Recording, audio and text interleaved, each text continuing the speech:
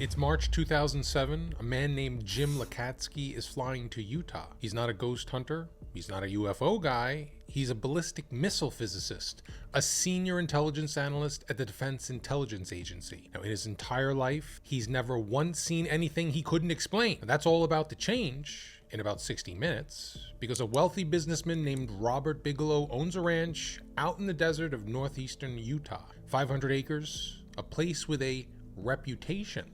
And that reputation goes back a long way. For decades, the people tied to this land told the same kind of stories. Lights with no source, sounds with no cause, figures standing out in the dark that had no business standing out there. But unfortunately for some, whatever was out there on that ranch didn't always stay on that ranch.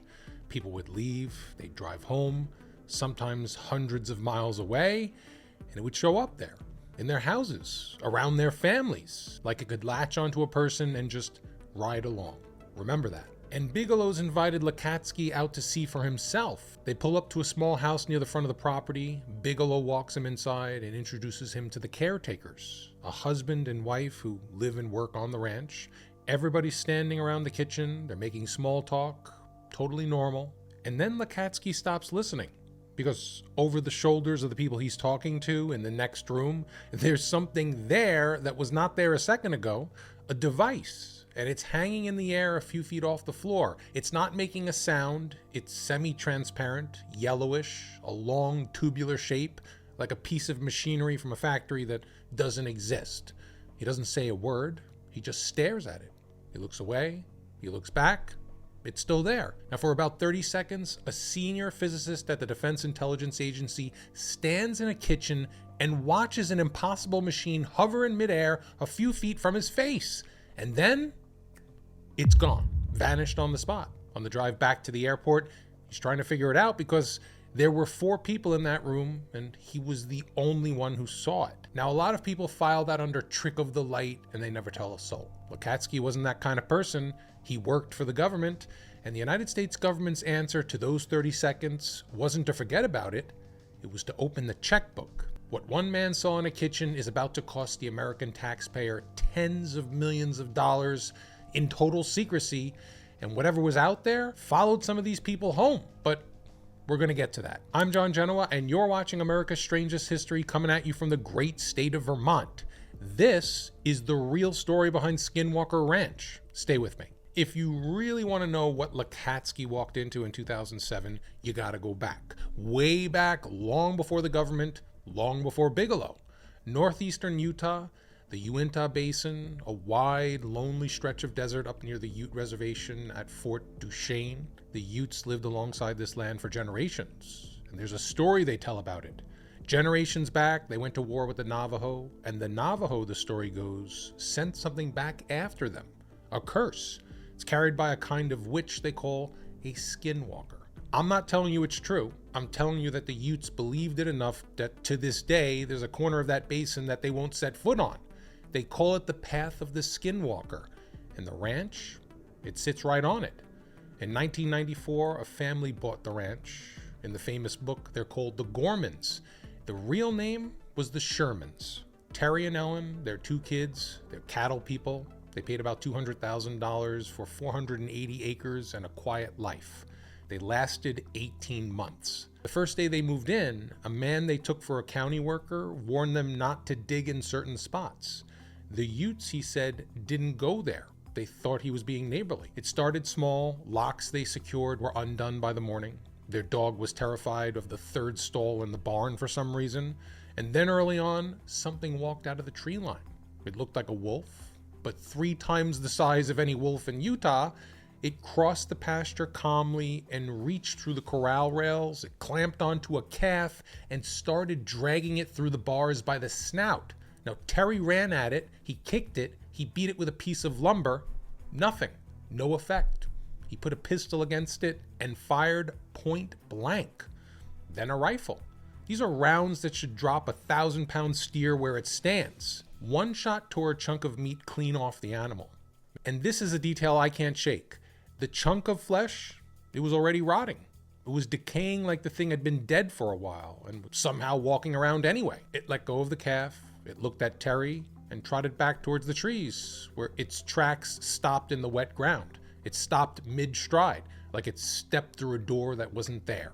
Then the cattle started dying, and not torn up the way coyotes do it. One prize calf had 45 pounds of flesh stripped from its carcass. It happened in broad daylight. In minutes, a hole was cored out. The edges were cauterized. No blood on the ground, no tracks in, no tracks out. Does any of this sound familiar? We did a whole video on cattle mutilations. Check it out if you get a chance. And one night, Terry had 4 prize bulls, 2,000 pounds apiece. Ellen said it out loud, inside the house, alone, that she was afraid of losing them. Next morning, all 4 were gone. They found them stacked inside a single horse trailer at the edge of the property. The doors were latched from the outside. 8,000 pounds of terrified animal folded into a space that shouldn't hold one. Whatever was out there heard her say it. Then came May 1996, the night that broke them. Terry spots a blue ball of light about the size of a baseball. It's drifting low across the pasture. He sends his 3 dogs after it. They chase it into the willows. He hears them yelping. Then he hears a sound he described as bug zapper pops. Then, nothing. Now, the next morning he walks the field, and where the dogs went in, he found 3 rings of dry, dead grass, and in the center of each ring, a single black, greasy lump. That's all that was left of them. Now, here's what I find curious. Over 18 months, cattle slaughtered, bulls stacked, dogs reduced to grease, and not one human being on that ranch was ever physically touched. The Navajo will tell you that a real skinwalker is evil to the bone. It wouldn't hesitate to kill a person. This thing stuffed the bulls and then spared the family. It incinerated the dogs, never touched the kids. Every single time it chose the animal, which means whatever was out there wasn't a skinwalker in the way the old stories meant it. Must have been something else. Something that knew exactly where the line was and chose, for now, not to cross it. By the summer of 1996, the Shermans were done. Cattle people run out of their own land by something they couldn't name, they couldn't shoot, they couldn't explain. So they sold it, and they left the state. The man who bought it was a billionaire from Las Vegas. You may know his name, Robert Bigelow. Sometime in the 50s on a dark highway outside Las Vegas, a couple named Tom and Delta Thiebaud had a ball of light come straight at their windshield. They swerved, they braced for impact, they watched it make a hard 90-degree turn and vanish. They told their grandson. That grandson was Robert Bigelow. He grew up to build an empire of extended stay apartments out of a single duplex, and once he had the money, he spent it all on this. He'd later say that he spent more of his own fortune chasing the paranormal than any private citizen in America. And get this, in all those years, all those millions, Bigelow never saw a single thing himself.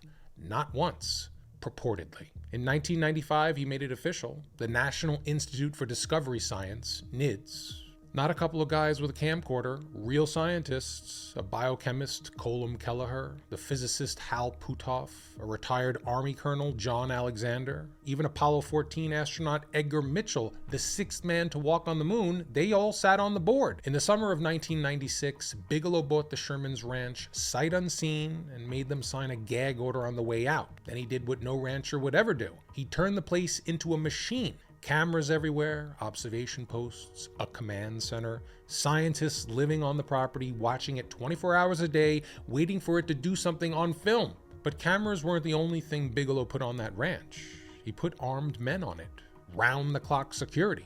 And there's a story about those men Bigelow's never fully explained. It came out through a physicist named Jack Sarfati, who said he heard it from a mysterious French woman with a bodyguard carrying a briefcase that she claimed held a weapon built from alien technology. Got that? Her claim was that Bigelow's security got into a gun battle out there, a real one, and not with trespassers, with things that came through a kind of doorway, and that when the shooting stopped, they were dead and wounded on the human side. Now that's third hand, it's a circuitous chain of custody, and it sounds wild. It's easy to laugh off.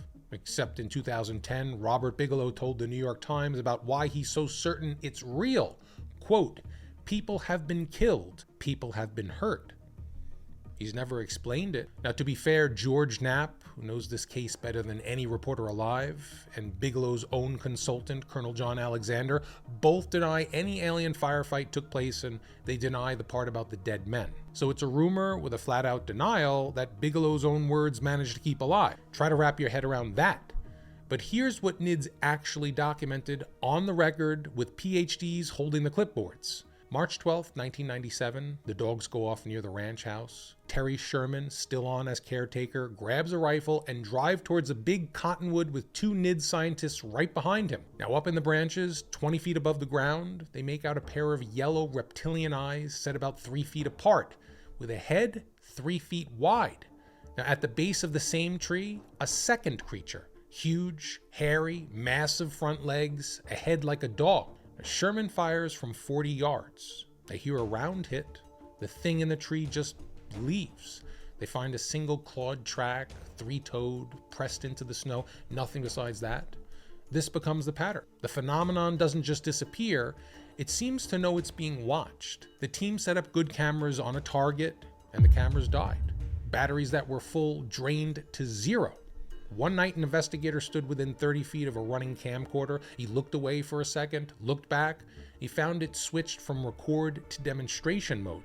This had to be done by hand, but there were no hands there. And when they checked it, the camera snapped a series of photos on its own of objects nobody could identify. So NIDS got creative. They left clear boxes around the property that were filled with letters and pictures, hoping that whatever it was would rearrange them to communicate.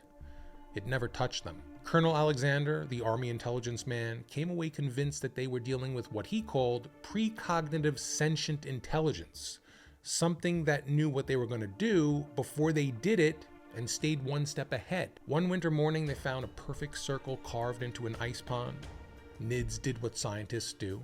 They scraped the shavings into sterile tubes, ran X-ray fluorescence, looking for residue of whatever blade made it. They mapped the magnetic, electrical, and radiation fields in a 100-yard radius.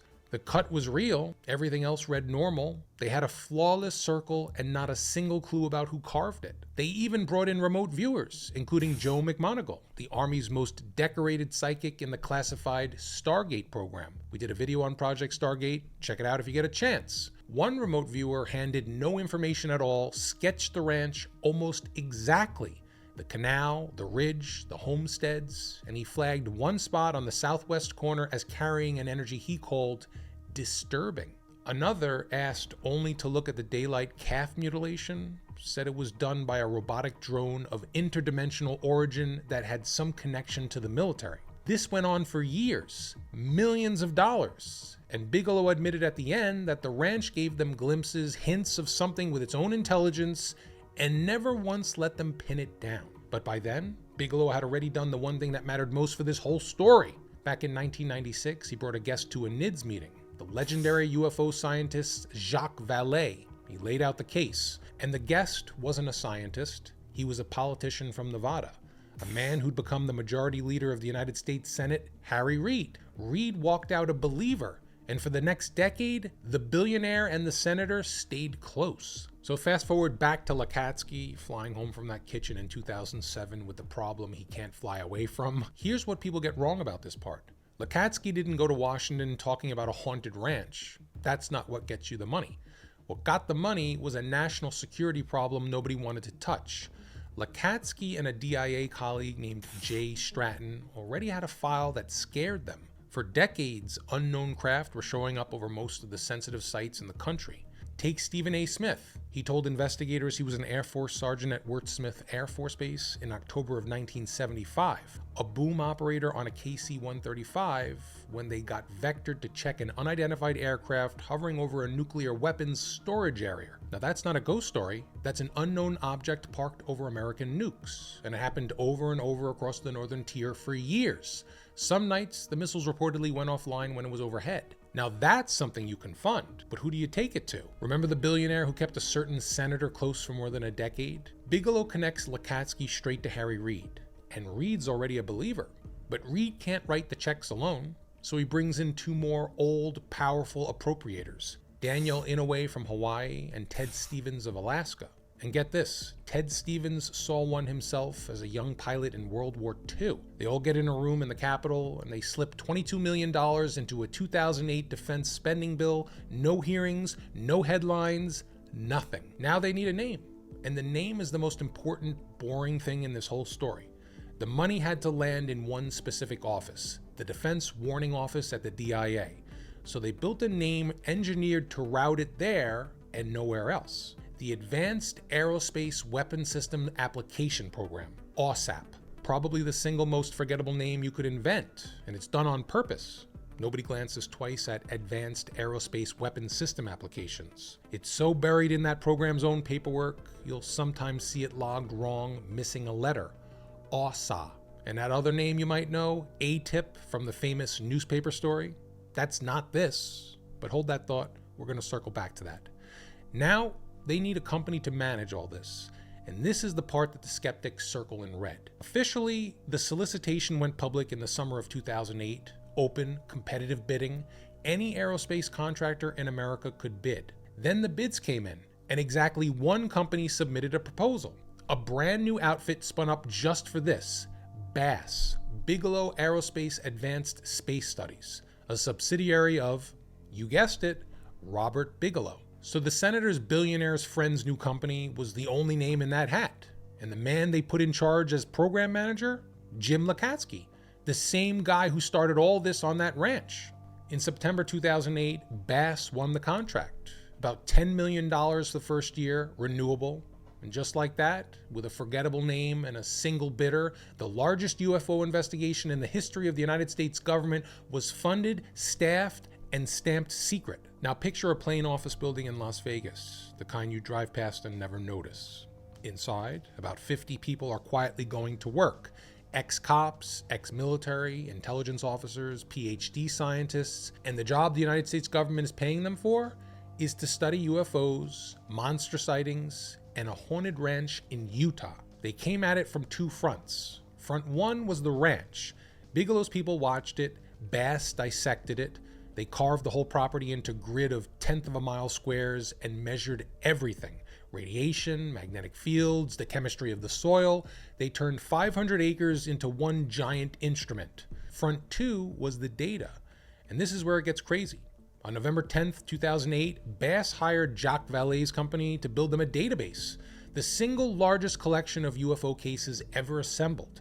They poured in old Air Force files, civilian reports, and foreign government archives that nobody ever combined. Nearly 250,000 cases going back, and I'm not kidding, to ancient China. This is also the crew that dug into a case you may have heard of, the Nimitz Tic Tac in 2004. Commander David Fravor off the coast of California chases a 40-foot wide object shaped like a tic tac.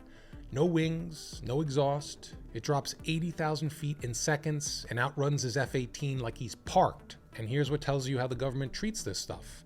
The official report from that day, the one Fravor's wingman filed, got read by brass and then deleted. It was filed in a folder with routine training paperwork and erased because there was no rule requiring anyone to keep it. BAS sent an investigator called Axelrod to run it down. By June 2009, he'd written 3 findings that should have sent off every alarm in the Pentagon.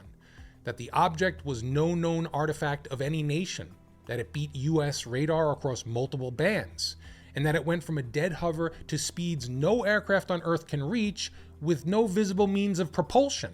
But the part I still can't wrap my head around is the paperwork. AAWSAP commissioned 38 official technical reports, the Defense Intelligence Reference Documents, the DIRDs. Listen to some of the titles because this is your tax money. Invisibility cloaking, anti-gravity, warp drive. And number 18, transversible wormholes, stargates, and negative energy. The United States government paid a physicist to write a paper on how to build a stargate. It got diagrams, it walks the actual physics. It even has a diagram in it labeled, quote, a stargate in Times Square, a doorway through time and space in the middle of Manhattan. Got it. And the math behind it traces back to 1985 when 2 Caltech physicists worked out the wormhole equations as a favor to Carl Sagan for his science fiction novel. Even the one that sounded normal isn't. Report 16 studied whether you could use quantum entanglement to talk to something light years away, instantly, no delay, faster than light itself. For years, regular people online swore the ranch was a portal, a doorway to somewhere else. They got mocked for it. And all the while, behind all that secrecy, the government's own physicists were writing papers on exactly that. The Pentagon ended up in the same place. They even went chasing the oldest ghost story in the business, a rumored secret committee called Majestic 12, MJ12. We did a video on that one. Check it out. For now, hold that thought. Stargates, warp drives, the world's biggest UFO file, pilots chasing Tic Tacs.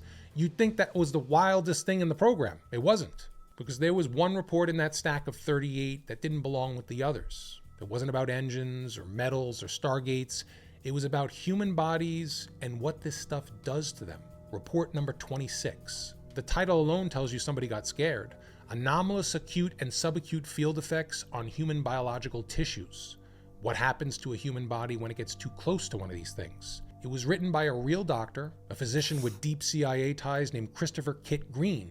And Green starts somewhere ordinary. Engineers working on big, powerful antennas cooked by invisible energy, burns and radiation sickness. Then he makes the leap. If our machines can do that to a body with energy you can't see, then whatever these crafts are clearly can do it too. And the worst part? You can read the wounds to reverse engineer the machine. The injured person becomes the blueprint. So Green builds a catalog. He leans on a list compiled by a UFO researcher, hundreds of cases of people physically hurt after an encounter, burns, radiation sickness, and two words that stand out: malignant transformation. Healthy tissue turning into cancer. There's stranger stuff in there, including one entry just logged as unaccounted for pregnancy. I wonder what that's about. About 42 cases solid enough for peer review, about 300 more that never made it to print. And one case he points to is one you might remember from this channel, Cash Landrum. Sound familiar? We did a video on that one too. Then comes the twist that nobody caught. Years later, Green said quietly that maybe these injuries weren't from aliens at all. Maybe they were from human beings, secret weapons, maybe our own weapons. So pick your nightmare here. Either something not from here is burning people, or we built a machine that does and tested it on people that would get hurt. And it wasn't just a paper. Bass had its own contact physicians and they followed real people. One man developed 24 separate lumps across his body after an encounter. A Bass doctor sat in on the surgery. The pathologist, 22 years on the job, said he'd never seen anything like it. The fear was an aggressive disease that turns into a cancer and kills. But here's where this starts being about the families. Remember way back at the start when I told you that stuff at the ranch doesn't always stay on the ranch? This is what I meant. The program kept hitting the same horrible pattern. People who spent time out there went home and something came home with them. They called it the hitchhiker effect. And they didn't model it like a haunting. They modeled it like a disease, an infection you could catch. They even compared it to the way gun violence spreads through a city, victim to victim, and noted that the strange events tended to hit a person months after their exposure, like an incubation period. The worst case was one of their own, the lead investigator, the one the books call Axelrod. He goes to the ranch to do his job, and then 2,000 miles away in a quiet house in suburban Virginia, it starts. Footsteps start moving through the house at night, his kids seeing things in their bedrooms, and this man, whose entire job is finding the rational answer, lands on the only conclusion left. Something followed him home, and now it's in his house, with his children. And it wasn't just him. The History Channel brought in an astrophysicist, Travis Taylor, to debunk the place, a hard skeptic. Taylor got injured by radiation from a source nobody could identify. Now, he's not a skeptic anymore. He won't even talk about the hitchhiker much because he's afraid talking about it might trigger it. He says colleagues put instruments at the ranch and at their homes 1,000 miles away and measured the same events happening in both places at the same time. Even Bigelow said it got into his own house. Now things were happening to him, to his wife. And worst of all, he said, it happened to the government's people, and it affected them in, quote, very dramatic ways. And the detail that lingers, the program's own design called for a medical team to scan, test, and biopsy people. And not just witnesses, their family members too. And in the years since, people who worked out there have come forward saying that they got tested as well. that towards the end, they didn't feel like employees, they felt like specimens. So look at where this program ended up. It went from hunting a threat to national security, and it found one. It just wasn't the threat that anybody signed up for. Bass wrote all it down in a final report delivered to the Defense Intelligence Agency in September 2010. The burns, the hitchhikers, the children, and it stated in plain government language that this phenomenon is a threat to human health and well-being. Then they sent it straight up the command to the Pentagon. So here's the part that makes no sense. A federally funded program just told the Pentagon that this thing is real enough to hurt American citizens. Now, that should get you a bigger budget, maybe a dedicated building. Instead, it got the program killed. And 3 things pulled the trigger. Here's the first.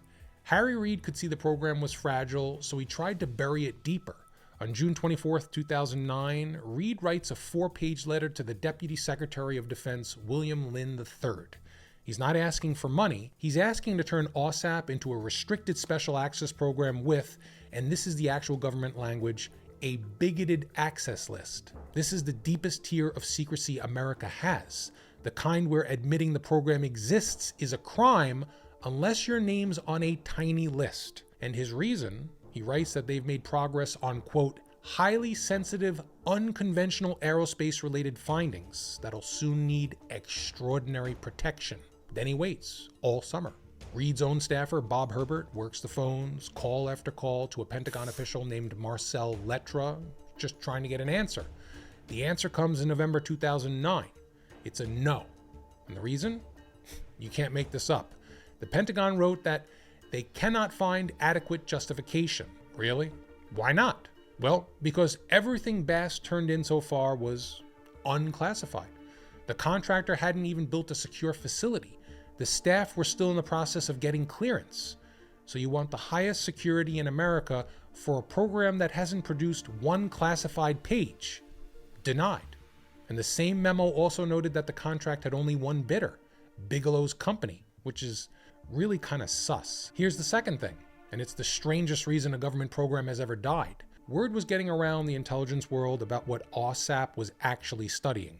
Demons, poltergeists, hitchhikers. And certain senior officials didn't object because they thought it was fake. They objected because they thought it was real. George Knapp, the journalist who broke the story, put it plainly. The opposition was, quote, high-level people in different intelligence agencies who were fundamentalist Christians who believed anything touching UFOs and the paranormal was satanic. Luis Elizondo, who later ran the follow-up effort, said certain officials found the work dangerous to their philosophical beliefs, which means men with top-secret clearances and real power decided that the United States government had no business poking around at the devil. Again, does any of this sound familiar? If you saw my Collins Elite video, it's the same faction, the same belief, that the phenomenon isn't aliens at all. It's demonic deception, and studying it is playing with fire. That belief walked right into the Pentagon and helped switch off the lights. The third thing, Reid wanted a 5-year program with growing budgets, but with no SAP protection and the religious knives out, the money didn't come back. The program got a 3-month no-cost extension. More time, $0. And on December 21st, 2010, it was over. Just over 2 years, the largest, strangest, most secret investigation the United States ever ran into the unknown quietly switched off. And then the government did the thing it does best. For the next 7 years, it would tell the American public that none of it ever happened. December 16th, 2017, the New York Times runs a story that blows 7 years of silence wide open. A secret Pentagon UFO program, front page. But there's a trick in the story almost nobody caught, and it's the whole reason people have been confused about this for years. Remember earlier in this video, I told you to hold on to that other name, ATIP? The Times called the program ATIP, and ATIP was a small, clean, sanitized version. Military pilots, gun camera footage, the tic-tac videos you've all seen. The Times never said the word AAWSAP, so the whole planet locked onto a tidier version. Fighter jets chasing dots, while the real program, the one about demons and hitchhikers and a haunted ranch and injured families, they stayed buried under a different set of letters. The name confusion wasn't a reporter's mistake, it was the perfect cover. There's a line that gets passed around the UFO communities that nails it. ATIP was the distraction, AAWSAP was the real program, and prying the real one loose was like trench warfare. Researchers like John Greenwald filed FOIA request after request for years, and on March 25, 2022, the DIA finally cracked and released 37 of 38 reports. 37 of 38. They held one back. Of course they did. And remember, this is a government that fought for years against admitting how many nuclear warheads it has, and it's out there firing the very people who answer FOIA requests. Prying the truth out of this machine is a war of attrition. But here's what they were doing while denying everything. When the DIA killed the program, the people behind it didn't go home. They walked over to the Department of Homeland Security with a pitch to restart the whole thing under a new code name, Kona Blue. This isn't me speculating, it's in the government's own 2024 report. Interviewees described Kona Blue as a secret DHS compartment to cover up the retrieval of, quote, non-human biologics. Got that? Non-human biologics. The plan was to restart the paranormal research, the human consciousness work, and to reverse engineer any off-world craft that they can get their hands on. Senators Lieberman and Reid backed it, dangling funding. DHS, well, they ended up turning it down for lack of merit, purportedly. But think about what just got proposed in a federal building. Senior, serious people pitched a secret program to take apart alien spacecraft and store alien bodies. And then there's what the program's boss said out loud. In 2011, in a meeting in the Capitol with a U.S. Senator and an Undersecretary, Jim Lakatsky, the man this whole story started out with, well, he stated that the United States was in possession of a craft of unknown origin and that we managed to get inside it.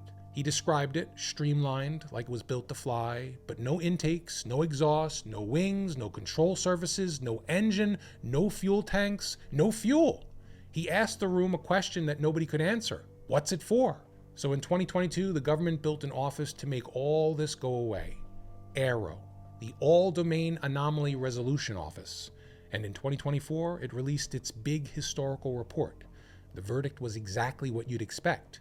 No verifiable evidence anyone ever confirmed a UFO was alien. No empirical evidence anyone's ever reverse engineered alien technology. The people making the claims, AARO said, were sincere but confused. Case closed. Except 7 weeks before one of those denials, AARO's own director told the Senate there was, quote, no credible evidence of off-world technology. And then a decorated intelligence officer named David Grush sat before Congress under oath and said the opposite, that the United States runs a decades-long program to recover and reverse engineer craft, and that people have been hurt trying to keep it quiet. Now, they can't both be telling the truth. Critics point out the obvious. AARO was the government investigating the government with no power to force open the very black programs where the secrets would hide. And those anonymous figures in the report, person 1, person 2, they're pretty clearly the same small circle of names that you've heard throughout this episode. So here's where we actually stand. 2 official conclusions from the United States government now sit in direct contradiction. One says there's nothing here. The other, from a man who ran the program, says we've got a craft in a hangar that we can't explain. Now, both are on the record, and the one program built to settle it, it got switched off 14 years ago, purportedly. So let's go back to where we started. One man, 30 seconds, a thing that shouldn't exist hovering in a kitchen in Utah. That was the door, and the United States government walked right through it with $22 million and the best minds it could hire. And they came back with a conclusion, written down, signed, handed to the Pentagon, that this thing hurts people, and that it doesn't stay where you put it. It follows them home, into their houses, around their kids. They wrote it up like a disease, something that spreads. And think about what they did. They didn't contain it, they didn't cure it, they certainly didn't warn anybody. They confirmed that it was real, confirmed it was dangerous, watched it crawl into their own people's homes, and then they shut the program off and walked away. So whatever got stirred up out there, whatever followed those men home, nobody's tracking it now. It's just out there, in houses, with families, doing who knows what. That's what the government brought home. And the whole way through this, the phenomenon was ahead of them. It knew when the cameras were on. It killed the equipment. It gave them just enough to keep writing checks and never enough to catch it. The hunters became the hunted. The investigators became the experiment. So ask yourself, who was really in control out there? The men with the clearances or the thing on the other side of the glass? I don't think it was the men. And the government's answer to all this was to rename it, bury it, deny it, and finally build a whole office just to tell you none of it ever happened. All while the man who ran it says that there's a craft in a hangar. The scariest part of the story isn't that the government might be hiding aliens. It's that they went looking, they found something, they found out that it could reach into American homes, and they decided the safest thing to do was stop looking, close the file, and hope you'd never ask. Well, I'm asking, and now, so are you. I'm John Genoa, and this is America's Strangest History. Thanks for watching.